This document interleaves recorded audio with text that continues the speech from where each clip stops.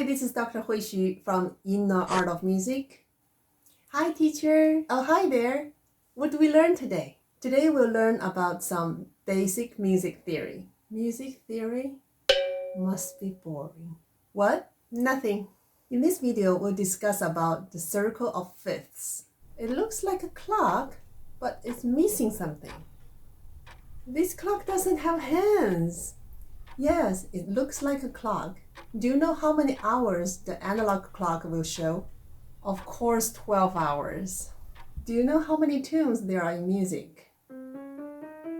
There are 12 tunes in music. You're right, that's why this chart looks like a clock. Oh, how interesting! The circle of fifth is a useful tool that shows the relationship between different keys in music. When I play a piano piece, my teacher often asks me, "What key is this piece?" And I cannot always answer correctly. Or when students practice scales and arpeggios, they always need to follow the keys, like practice C major scale, G major scale, and so on. How can we read this chart, the circle of fifths? The circle of fifths organize pitches in a sequence of perfect fifth interval. What does the interval mean? The interval means the distance between two notes. For example, from C to G, that is a fifth interval. We call it a perfect fifth, which includes 7 half steps. Back to this chart, if C major is at 12 o'clock, G major will be at 1 o'clock location because G is fifth up from C.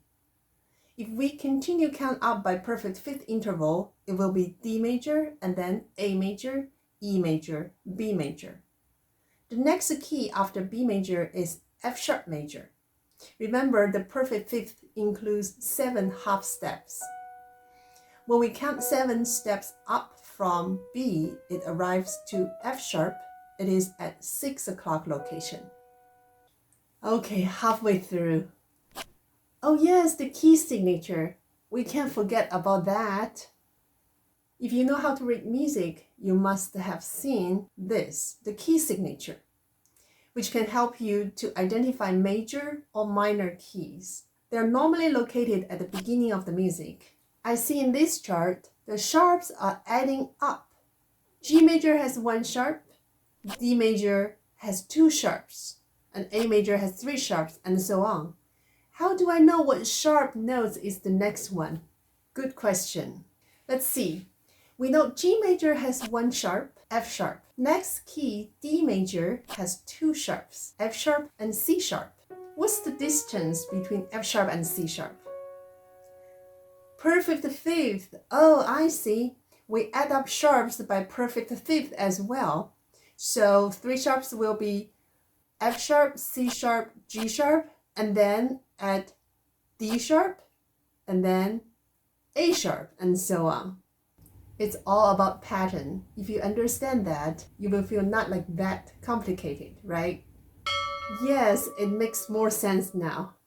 So how about the other half of the circle fifth chart? We can keep counting perfect fifth interval clockwise. After F sharp, the next key is C sharp major, which has 7 sharps. That must be the end of sharp's key signature because we only have 7 letters in music. That's right. But how to continue to complete the circle of fifth pattern? The easiest way to continue is to count anti-clockwise. Back to the 12th clock, C major. Let's count down perfect fifth from C to F.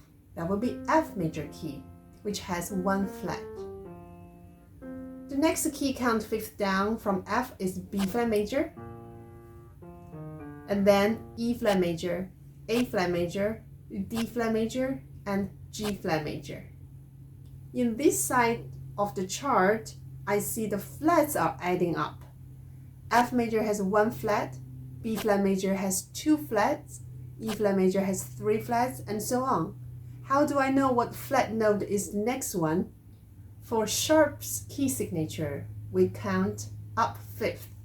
For flat's key signature, we count down fifth. I see. When we have one flat, it's B flat. So count fifths down, it will be E flat. And continue counting down fifth, it will be A flat, D flat, and G flat. Yes, they are all about the pattern. It makes sense. Oh, one more question.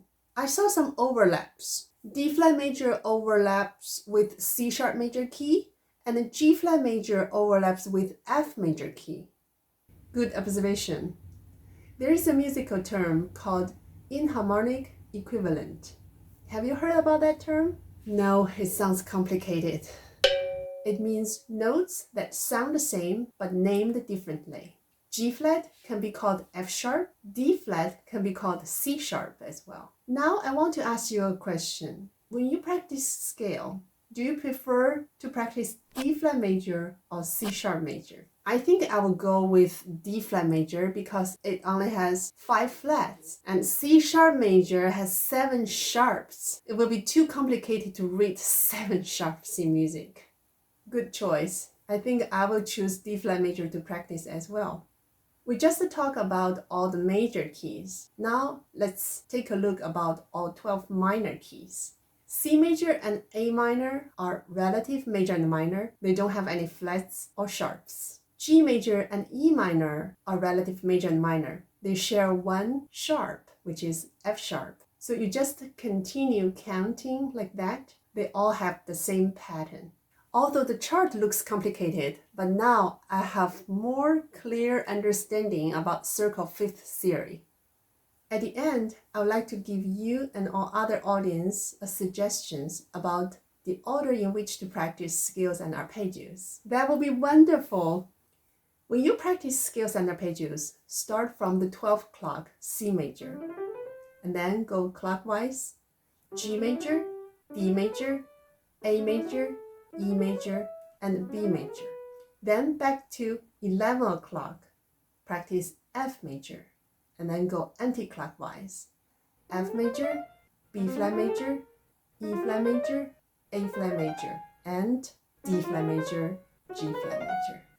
While you practice scales and arpeggios, you remember better about how the key signature build up.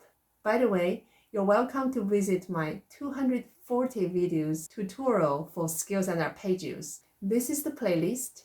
Wow, 240 videos. These videos must be great reference. I will definitely check them out. Thank you for the great lesson. Don't forget to subscribe and like the video, and we can learn together here at Inner Art of Music Classroom.